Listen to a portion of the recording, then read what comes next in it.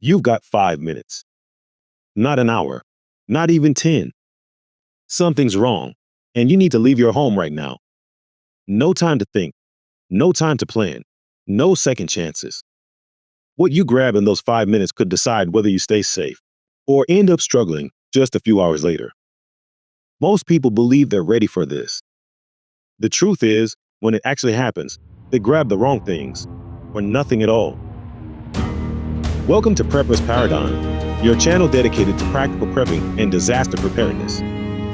Just a quick note before we get started. I use a computer-generated voice because my own voice is difficult to understand due to an injury. Today's video covers a situation that doesn't get enough attention in prepping. This isn't a full bug-out scenario, and it's not about long-term survival in the wilderness. This is about real situations where you have minutes, not hours, to leave your home. We're going to look at when this actually happens, what really matters in those first few minutes, and what you should grab if you want to stay ahead of the situation. Because when time runs out, preparation is the only thing you have left. 5 minutes sounds like a reasonable amount of time. It isn't. 5 minutes disappears faster than most people expect, especially under stress. You're not calmly walking around your house making good decisions. Your heart rate is up. Your focus narrows. Small tasks take longer than they should. People waste time opening drawers, second-guessing themselves, or trying to grab just one more thing. In situations like this, you don't rise to the occasion. You fall back on what you've already prepared. If your gear isn't ready, if your priorities aren't clear, you won't figure it out in the moment. You'll react, and most people react badly. So the question isn't just what would you grab? The real question is, when does this actually happen? This kind of situation isn't rare, and it doesn't always look like a major disaster. It often starts small and then escalates fast. A house fire is one of the most common examples, and in reality 5 minutes is too long in a fire. A smoke alarm goes off in the middle of the night. You smell smoke. Maybe you see flames. You don't have time to pack anything. You get out, or you risk not getting out at all. Gas leaks create a similar situation. You smell gas, or emergency services tell you to evacuate immediately. Staying inside while you gather supplies could be a serious mistake.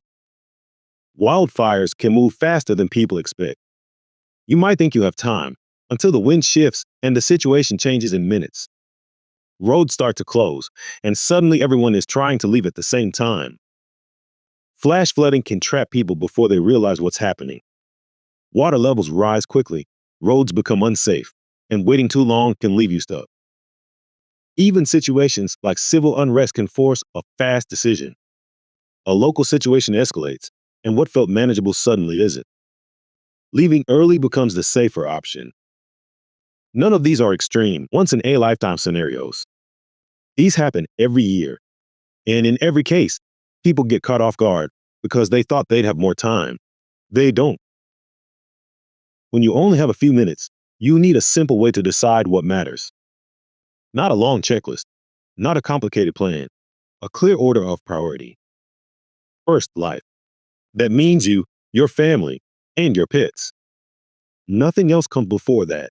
No item, no piece of gear, no possession is worth delaying your exit. Second, survival essentials. You're not planning for weeks or months. You're buying yourself time. Water, basic food, and a few key items that keep you functioning for the next 24 to 72 hours. Third, mobility. Everything you take needs to move with you easily. If it slows you down, it becomes a liability. You may need to leave your vehicle behind. You may need to change direction. You need to stay flexible. Fourth, important documents.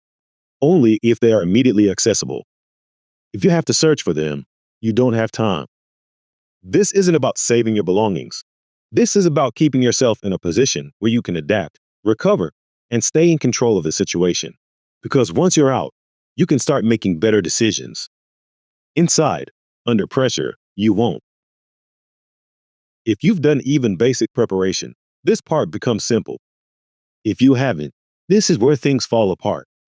First, your bug-out bag. This should be your number one grab. No hesitation. It needs to be ready. complete, and easy to access. If it's buried in a closet or missing key items, it won't help you when it matters. Next, your everyday essentials: your phone, your wallet, your keys. That covers communication, access to money, identification, and your ability to leave quickly. If your phone is low on battery, grab a power bank or charger if it's right there. After that, water and quick food. A couple of bottles of water and something ready to eat can make a big difference in the first few hours. Clothing comes next, depending on the situation. If it's cold, grab a jacket. If you're barefoot, put on proper shoes. Medications are critical. If you rely on prescription medication, that needs to be a priority. You don't need every supply you own. You need enough to get through the next few days. Keep it simple and grab what's already prepared. From there, only take extra items if they are right in front of you and easy to grab. If it takes time to find, it's not worth it. Every second counts, and hesitation adds up fast. This is where things go wrong for most people. They try to take too much. Instead of grabbing what they need, they start packing what they want. That leads to delays, poor decisions, and wasted time. Another common mistake is going back inside. People grab a few items, then think of something else, and go back for it. That's how situations turn dangerous. Conditions can change quickly, and every extra trip increases the risk. Many people also prioritize valuables: laptops, jewelry, personal items. None of those will help you if you're cold, dehydrated, or stuck without basic supplies.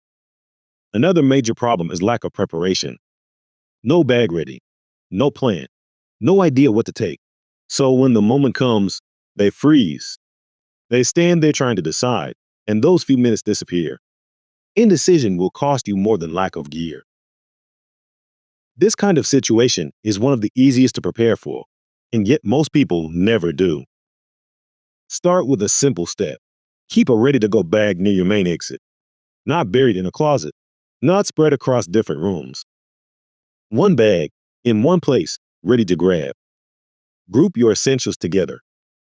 Keep your keys, wallet, and any daily carry items in the same location. That removes the need to search when time matters. Think about nighttime as well. Keep a flashlight and a pair of shoes within reach of your bed. Many emergencies happen while people are asleep, and small delays in the dark can cost valuable time. Your vehicle matters too. Keep your fuel level above half whenever possible. A full tank gives you options. An empty one limits them. You can also run a simple drill. Set a timer for 5 minutes and see what happens. You'll quickly find gaps in your setup, and you can fix them before it becomes a real problem. Preparation doesn't need to be complicated. It just needs to be done in advance. 5 minutes isn't enough time to prepare. It's only enough time to act. You won't build a plan in that moment. You won't suddenly become efficient under pressure. You'll fall back on whatever you've already put in place. If you've prepared, those 5 minutes can be enough. If you haven't, they won't be. So here's the question. You've got 5 minutes. What are you grabbing? Let me know in the comments. If you found this useful, hit like, subscribe to the channel, and check out the website for more in-depth guides that can help you stay ready for situations like this. Thanks for watching. Stay ready, stay prepared.